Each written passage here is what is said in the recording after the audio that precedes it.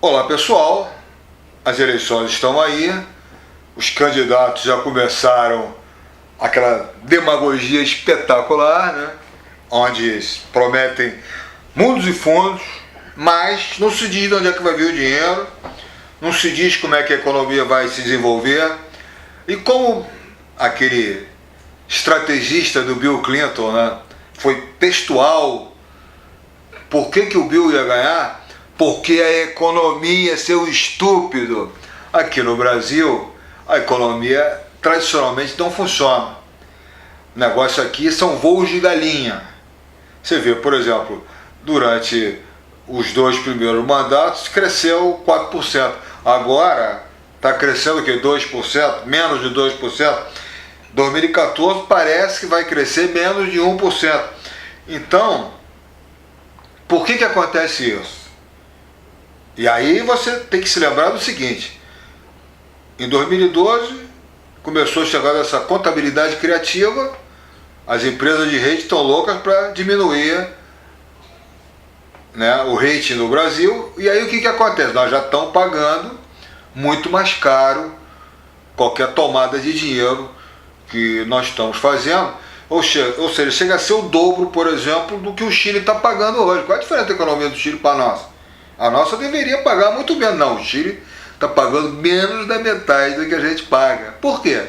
Porque esses fundamentos da economia não estão andando. Veja bem, quem no mundo hoje está cobrando juros de 11% ao ano?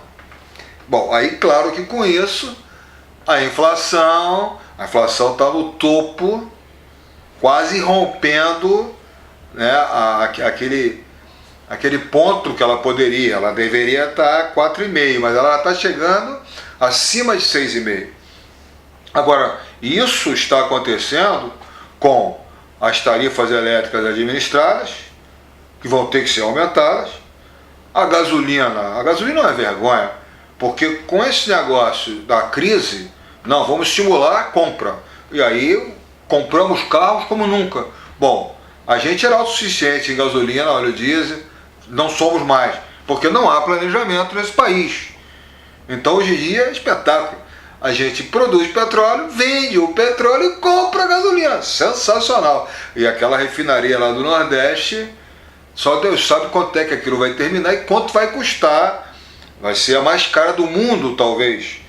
Então, aqui no Brasil, o mais interessante é que as pessoas não admitem que há uma corrupção desenfreada.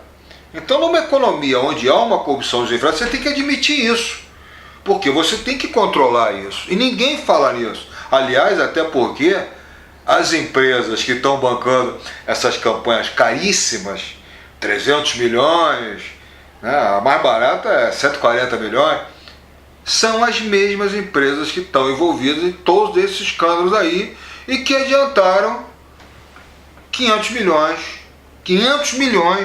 em 4 anos para o PT.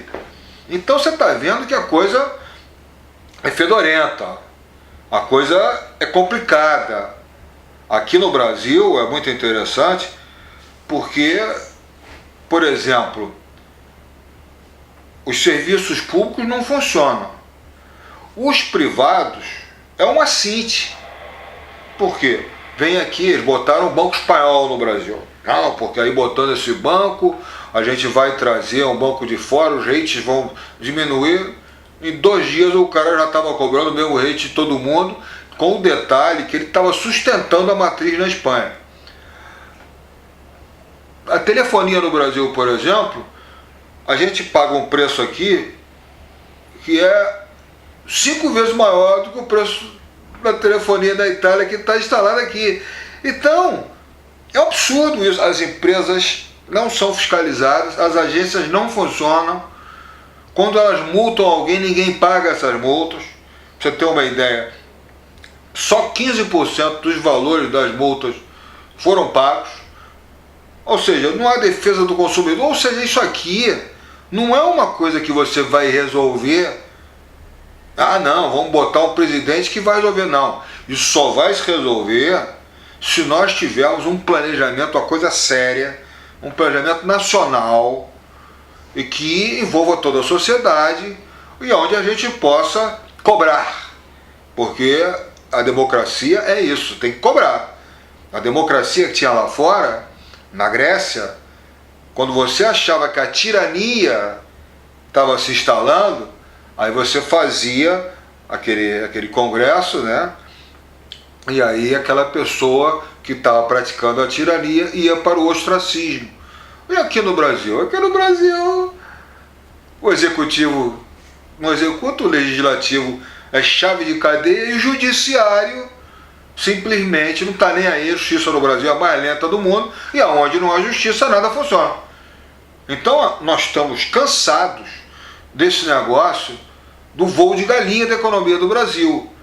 E esses candidatos, eles estão atentos a isso, eles têm um planejamento que eles possam colocar em cima da mesa, onde a gente enxergue que finalmente nós vamos conseguir fazer alguma coisa, porque veja bem, você tinha antigamente a oposição mundial, que era aqueles países onde você tinha o comunismo, você tinha o socialismo. O que aconteceu? Acabou. Isso aí não deu certo.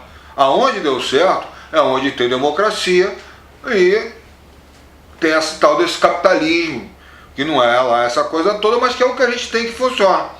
Agora, nesses lugares onde funciona, isso aí funciona dentro da lei, isso aí é cobrado, as coisas acontecem. E aqui? Bom, aqui não tem nada. Aqui nada funciona. Então você tem uma inflação que está no bico de romper a meta, você tem uma série de ações desastradas de governo que conseguiram abaixar os impostos, mas aí a economia não deslanchou, então você tem uma arrecadação que não está cobrindo aquilo que você tem que pagar. E ao mesmo tempo você tem uma taxa de juros de 11% ao ano, ou seja, as contas públicas foram para o vinagre. Porque tem essa inflação anunciada para 2015 e a economia parada, ninguém sabe o que vai acontecer. E os candidatos, eles também não estão falando. Por quê? Porque eles vão ter que tomar medidas de austeridade. Agora, a medida de austeridade ele já está cansado de conhecer. Você vai interromper uma série de programas sociais, você vai tomar uma série de atitudes que vão gerar desemprego. É isso que a gente quer? Agora, esses economistas que estão aí, na verdade, todos eles são patrocinados por alguém. Por quê? Porque ele está defendendo aquele lado que está pagando para ele poder aparecer na mídia. Porque onde as coisas funcionam, pessoal, obviamente você tem uma mídia livre, uma mídia que denuncia. Até porque você tem oposição. Aqui no Brasil você não tem oposição. Aqui no Brasil você faz aquela aliança imoral, fica com o seu desgoverno blindado. Por quê? Porque a oposição aqui é criminosa. A oposição não é o meu grupo que está no poder, então eu vou bombardear tudo. Então aqui as coisas não funcionam. E elas só vão passar a funcionar se alguém conseguir convencer, né, todo mundo a participar ativamente. Porque aí as coisas vão funcionar. E é isso que acontece nos outros lugares. E aqui a gente poderia fazer um pacto social. Mas qual é a âncora desse pacto social? Aí é muito legal a gente observar que aonde as coisas funcionam, por exemplo, nós somos a 7ª economia do mundo.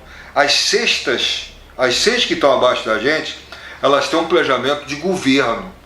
Cada uma atua naquele segmento onde eles têm aquela logística, aquela inteligência, né, aquela capacidade de fazer a coisa acontecer.